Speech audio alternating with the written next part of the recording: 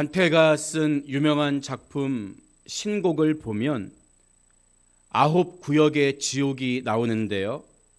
그 9개 구역 중 가장 밑바닥에 있는 사람들이 배신자라고 이야기합니다.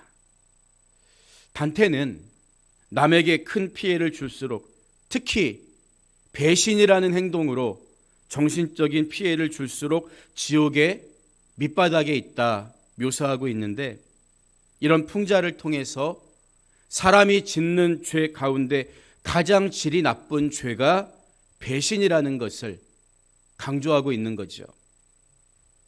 성경은 배신자들을 높게 평가하지 않습니다. 예수님을 배신했던 가롯 유다는 물론이고요, 삼손을 배신한 드릴라라든지 죽은 이스보셋을 암살했던 레갑과 바하나 같은 사람들을 모두 부정적이거나 악하게 묘사하고 있습니다. 그들은 사실 자기 나름대로 정당한 이유를 가지고 배반했을지 몰라요. 그러나 우리는 그럴지라도 어떤 유익을 위해 상대에게 해를 끼치며 배신하는 행위를 스스로 정당화해서는 안 됩니다. 정말 100% 정의를 위해서만 배신하는 겁니까? 하나님은 우리 중심을 아세요. 아시기 때문에 아무리 변명해도 배신의 행위가 옳지 않다고 이야기하는 거예요. 사람에게 배신하는 것도 잘못인데 하나님을 배신하면 어떻게 되겠습니까? 요한계시록에도 나오는 서머낙교회, 칭찬받은 교회였죠. 서머낙교회의 감독이었던 폴리갑이라는 분이 계셨어요. 그분이 예수님을 믿는다는 이유로 화형을 당하게 됩니다. 형을 집행하기 전 평소 폴리갑의 인품을 존경하던 로마의 집행관이 묻습니다. 이 법정 안에서만 예수님을 모른다고 부인하세요. 그리고 밖에 나가면 다시 마음대로 믿으세요. 그러면 살 수 있습니다. 그러자 폴리갑은 이렇게 대답했다고 하죠. 제가 86년이라는 세월을 살아오는 동안 그분은 단 한 번도 나를 배신한 적이 없는데 어떻게 내가 오늘 살자고 그분을 배신할 수 있겠습니까? 그리고 담담히 순교의 길을 걸어가셨다는 거예요. 우리가 신앙의 지조를 지키고 힘든 가운데 충성하는 것이 현실적으로 보면 막대한 불이익처럼 보일 수도 있습니다. 하지만 예수님은 폴리갑이 감독했던, 목회했던 서머낙 교회를 향해서 내가 네 환난과 궁핍을 알거니와 실상은 네가 부요한 자니라 말씀하시죠. 비록 세상으로부터 환난을 받고 물질적으로 궁핍한 교회였지만 하나님 앞에서는 그들이 가장 부유한 사람들이었던 거예요. 우리는 세상이 주는 달콤함과 사사로운 이익에 취해서 하나님과 복음을 배반하거나 거스르면 안 됩니다. 또한 이익을 위한 배신자가 대접받고 마치 배신이 대단히 지혜롭고 위대한 것처럼 포장하는 사회는 건강한 사회가 아니라는 거예요. 우리는 마땅히 그 속에 들어가서 묵묵하게 빛과 소금의 사명을 감당해야 하는 것입니다. 오늘 말씀 또한 새 언약으로 오신 예수 그리스도를 통한 구원의 길을 배신하고 그 길에서 돌이켜 다시 옛 언약인 율법과 제사로 돌아가려는 그리스도인들을 향한 준엄한 경고의 말씀으로 볼 수가 있습니다. 신앙에도 배신자, 배교자가 있다는 거죠. 본문 26절과 27절은 우리가 진리를 아는 지식을 받은 후 짐짓 죄를 범한 즉 다시 속죄하는 제사가 없고 오직 무서운 마음으로 심판을 기다리는 것과 대적하는 자를 태울 맹렬한 불만 있으리라 이렇게 말하고 있습니다. 그러니까 진리를 아는 지식을 받은 후 짐짓 죄를 짓는다면 다시 사함 받을 수가 없다는 말이죠. 무서운 경고의 말씀입니다. 지금까지 히브리서 기자가 어떤 진리에 대해 논증해 왔나요? 인간 제사장에 의해 행해지던 옛 언약과 율법에 의한 제사 제도는 모두 폐해지고 예수 그리스도께서 십자가에서 이루신 단 한 번의 희생 제사로 인해 우리는 담대히 하나님께 나아갈 수 있게 되었다는 사실이었습니다. 오직 예수 그리스도 그분만이 길이요 진리요 생명이십니다. 그런데 여기서 우리가 잠깐 생각해 봐야 하는 점은 이런 진리를 알게 되는 그 지식, 이 지식은 결코 우리가 배우거나 어떤 수행을 통한 명상을 통해 깨달은 게 아니라는 거예요. 그래서 본문에서도 이 지식은 우리가 받은 것이다, 이렇게 표현하고 있는 것이죠. 히브리서 기자는 앞선 히브리서 6장 4절에서도 이런 진리의 지식을 우리가 받은 것에 대해서 빛을 받고 하늘의 은사를 맛보고 성령에 참여한 바 되고, 이렇게 표현했습니다. 우리가 아무리 성경을 인간의 지식과 지혜 가지고 탐구하고 읽어도 그 인간의 지혜만으로는 예수를 그리스도라 시인할 수가 없기 때문이에요. 그래서 마태복음을 보면 주는 그리스도시요 살아계신 하나님의 아들이시니이다, 베드로가 이 고백을 했을 때 예수님 뭐라고 말씀하십니까? 이를 내게 알게 한 이는 혈육이 아니요 하늘에 계신 내 아버지시니라. 피와 살로 이루어진 내 육신의 지식 가지고 예수님에 대해 알게 된 게 아니라 하나님을 통해서, 그분의 성령의 조명하심을 통해서 고백할 수 있게 되었다는 거예요. 이처럼 진리를 아는 지식은 은혜로 주어지는 거예요. 예수님을 주라 고백할 수 있는 자체가 하나님이 저와 여러분에게 주신 놀라운 은혜인 것이죠. 따라서 본문이 말하는 진리를 아는 지식을 받은 후에 죄를 범하는 행위는 뭐예요? 그 은혜를 받은 후에 받은 은혜를 내다 버리는 것과 똑같다는 거예요. 그렇다면 여기서 말하는 죄는 구체적으로 어떤 죄를 가리키는 겁니까? 물론 우리가 살면서 어떤 물질로 인해서, 정욕으로 인해서 일상적으로 짓는 죄도 포함될 수 있겠지만, 히브리서의 맥락을 통해서 말하는 것은 예수 그리스도를 믿고 구원받는 새 언약의 은혜를 받고도 그것을 버리고 다시 구약의 율법과 제사를 따르는 옛 언약으로 돌아가는 행위, 그것을 가리키는 것입니다. 왜냐하면 당시에는 유대교에서 그리스도교로 개종했다가 다시 유대교로 돌아가는 사람들이 종종 있었기 때문이에요. 왜냐하면 유대교는 단순한 종교가 아니라 당시에는 사회, 문화, 경제 공동체였기 때문입니다. 종교가 다르면 매매도 잘 하지 않았다는 거예요. 그래서 유대교를 떠난다는 것은 온갖 불이익을 감수하는 것을 의미할 뿐만 아니라 공공연하게 동족으로부터, 강경한 유대인들로부터 살해 등의 협박을 당해야 했던 거예요. 그런가 하면 로마로부터 핍박의 대상이 되기도 했고요. 이런 박해를 견디지 못하고 다시 유대교로 돌아가는 사람들이 있었던 거죠. 여러분, 그런데 본문을 자세히 들여다보면 짐짓 죄를 범한 즉, 이렇게 말하고 있잖아요. 이것은 고의적으로 죄를 짓는 경우를 의미합니다. 그러니까 진리이신 예수 그리스도를 믿는 믿음을 버리고 다시 율법과 제사로 돌아가는 행위, 유대교로 돌아가는 행위는 알면서도 죄를 짓는 고의적인 죄와 다를 바가 없다, 이 이야기죠. 얼핏 생각하면 잘 수긍이 안 될 수도 있습니다. 우리는 보통 신앙을 버리고 배신하는 사람들이 믿음이 연약하거나 교리에 대해서 잘 모르기 때문에 신앙을 포기한다고 생각하기 때문이에요. 하지만 적어도 진리이신 예수 그리스도를 정말 만난 사람이라면 절대 그럴 수 없다는 거죠. 왜냐하면 예수님을 주로 시인할 수 있는 것은 성령님이 도우심을 통해서만 가능한 사건이기 때문입니다. 그러니까 배교자들은 진리를 몰라서가 아니라 알면서도 돌아서는 것이기 때문에 하나님 앞에서 고의적인 죄를 짓는 것과 마찬가지라는 거예요.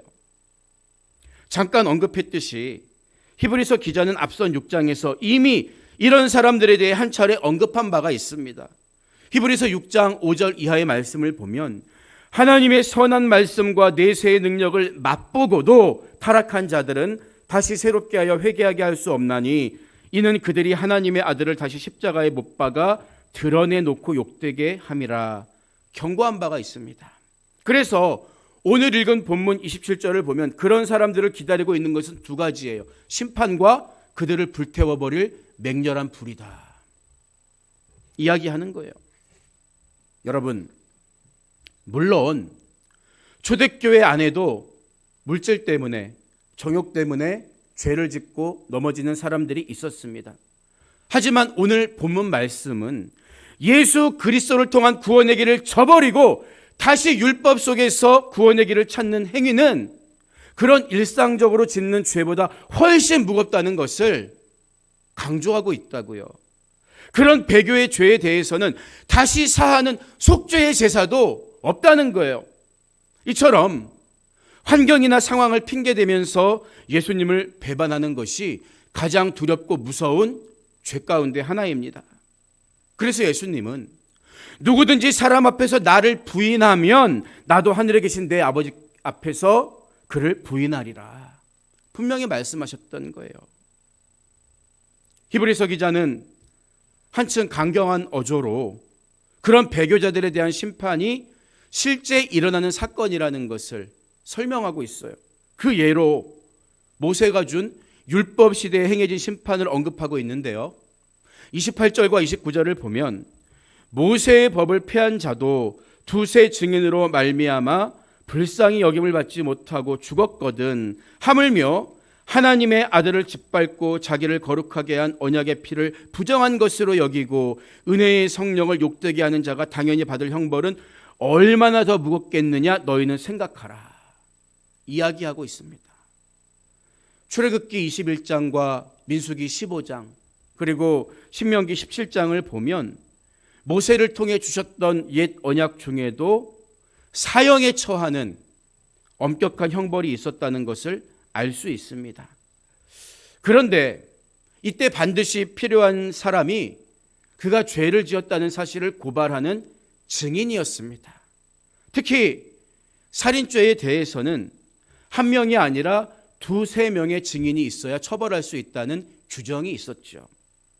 한 사람의 증인으로는 사형 판결을 내릴 수가 없었으며 반드시 다수의 증인과 증거가 필요했습니다. 그래서 산헤드린 공회에서 예수님을 재판할 때도 형식적이지만 거짓 증인들을 대동했던 것이지요. 하지만 십자가 대속의 은혜를 저버리고 배교한 죄에 대해서는 따로 증인을 세울 필요가 없다는 거예요. 왜 그렇습니까? 내 안에 계신 성령께서 친히 그 사실에 대해 증언하시기 때문이라고요. 그리스도를 주로 고백할 수 있도록 도우시는 성령이 그 사람 안에 계시기 때문에 사람들은 몰라도 배교하는 행위를 성령님만은 속일 수가 없는 것입니다. 그런데 본문을 보면 십자가 복음을 버리고 다시 옛 언약으로 돌아가는 것에 대해 하나님의 아들을 짓밟는 행위다. 앞선 6장에서는 다시 예수님을 십자가에 못 박는 행위라 그랬는데 오늘 본문에서는 하나님의 아들을 짓밟는 행위다. 아주 강경한 어조로 규정하고 책망하고 있어요. 왜 이렇게 말하는 걸까요? 여러분 생각해 보세요. 예수님이 왜 이 땅에 오셨습니까? 짐승의 피로는 우리 죄를 도말시킬 수 없기 때문에 우리를 구원하기 위해 그분이 목숨을 주기 위해 이 땅에 오신 것 아닙니까? 그런데 다시 과거처럼 짐승의 피를 들고 하나님께 나아가는 것은 우리를 대신해 십자가에 죽으신 예수님의 그 고귀한 희생을 받아들이지 않고 그분의 죽음을 가벼이 여기며 멸시하는 것이기 때문입니다. 또한 이것은 독생자를 주시면서까지 우리를 구원하시기 원한 하나님의 사랑을 정면으로 거절하는 행위가 됩니다. 다수의 사람들이 나의 죄에 대해 낱낱이 증언해도 두려운 형벌이 있는데 하물며 살아계신 성령께서 내 죄를 낱낱이 드러낼 때, 그때 이 말 형벌이 얼마나 크고 두렵겠냐는 거예요. 여러분, 우리는 절대 흔들리면 안 됩니다. 내가 받은 복음에서 딴 데로 한눈 팔면 안 되는 거예요. 예수 그리스도 한 분이면 됩니다. 끝까지 이 믿음을 지켜야 합니다. 아무리 누가 옆에서 구약의 절기도 지켜야 한다거나 뭘 하지 말아야 구원받는다고 미혹해도 내 안에 계신 성령님만 의지하면서 신앙의 선배들에게 넘겨받은 그 바톤을 붙잡고 교회에서 듣고 배운 대로 믿음의 경주를 계속해 가면 되는 거예요. 신학생 시절 제가 인터넷에서 어떤 분과 논쟁을 한 적이 있어요. 어떤 사안과 관련해서 우리 신앙인 그리스도인의 자세에 대해서 글을 쓴 적이 있었는데 다 기억은 나지 않지만 대충 그런 내용인 것 같아요. 하나님 앞에서 중간은 없습니다. 천국 가는 사람 아니면 지옥 가는 사람 둘 중 하나입니다. 뭐 이런 취지의 글을 남겼던 것 같아요. 그랬더니 그분이 제 글에 반대 의견을 단 거죠. 아마 저와 마찬가지로 제 또래 신학생이었던 것 같은데 그분이 주장하는 요지가 그렇습니다. 두려움을 줘서 믿음을 갖게 만드는 건 참된 기독교가 아니라는 거예요. 물론 간혹 일부 선배 목사님들 중에는 우리 성도님들을 벼랑으로 계속 몰아붙여서 무서운 마음에 믿음을 고백하게 했던 경우도 있었습니다. 일부러 공포심을 조장해서 복음을 강요하는 것은 일면 비인격적인 측면이라고 이야기할 수도 있겠죠. 하지만 아무리 부드럽게 이야기한다고 해도 성경은 결국 천국과 지옥을 말합니다. 중간은 없는 거예요. 환자가 듣고 낙심할까 봐 병을 숨기고 끝까지 가르쳐주지 않는다면 그 환자를 정말 사랑하고 인격적으로 대우하는 걸까요? 그렇지 않습니다. 병을 제대로 알고 치료를 시작할 때 환자가 살 수 있는 거예요. 우리는 예와 아니요 할 것을 적당히 듣기 좋은 말로 가려서는 안 됩니다. 누구든지 예수 그리스도를 믿는 믿음으로 예복을 입지 않으면 절대 천국에 들어갈 수가 없는 거예요. 그래서 예수님의 제자 요한은 요한복음 3장 18절에서 그를 믿는 자는 심판을 받지 아니하는 것이요 믿지 아니하는 자는 하나님의 독생자의 이름을 믿지 아니함으로 벌써 심판을 받은 것이니라 못 박아 말한 거죠. 여러분, 두려운 심판에서 벗어나는 길은 오직 예수 그리스도 끝까지 그분만 믿고 따라가는 것입니다. 다른 길은 없어요. 그렇다면 왜 하나님은 이렇게 두려운 심판을 하시는 걸까요? 그냥 잘 믿는 사람만 구원해 주시고 나머지는 각자 죽든지 말든지 내버려 두시면 안 될까요? 하지만 하나님은 사랑의 하나님이신 동시에 공의의 하나님이십니다. 본래 지옥은 마귀와 그 사자들을 위해 준비된 장소였지만 죄의 문제를 해결받지 못하는 인간은 마귀와 함께 마귀를 위해 예비된 그 영원한 불못으로 던져질 수밖에 없는 거예요. 2000년 전 처음 이 땅에 오신 예수님은 은혜의 주요 구원자로 오셨지만 다시 오실 주님은 심판의 주요 우주의 통치자 만왕의 왕으로 오실 것입니다. 우리는 깨어서 그날을 준비하는 거예요. 우리가 날마다 말씀을 묵상하고 기도하며 사는 이유가 뭡니까? 우리는 반드시 영원의 때에 주님 앞에 서는 날이 온다는 사실을 믿기 때문에 신부답게 단장하는 거죠. 그날에는 절대 중간이 없습니다. 양은 그 오른편에 염소는 그 왼편에 서게 될 것이며 준엄한 심판대에 우리 모두 각자가 서게 되는 거예요.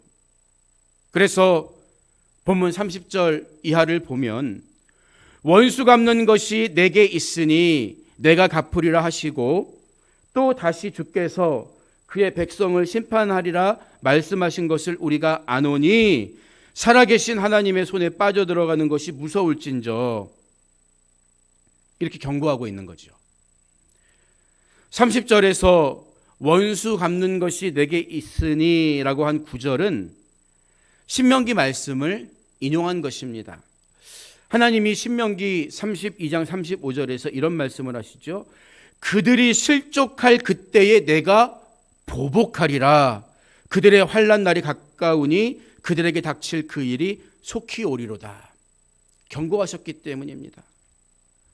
여기서 보복으로 번역된 히브리어는 낙함이란 말인데 갚아주다는 뜻입니다. 일반적인 차원이 아니라 최고로 권위 있고 합법적인 방법으로 대가를 지불한다는 뜻이지요.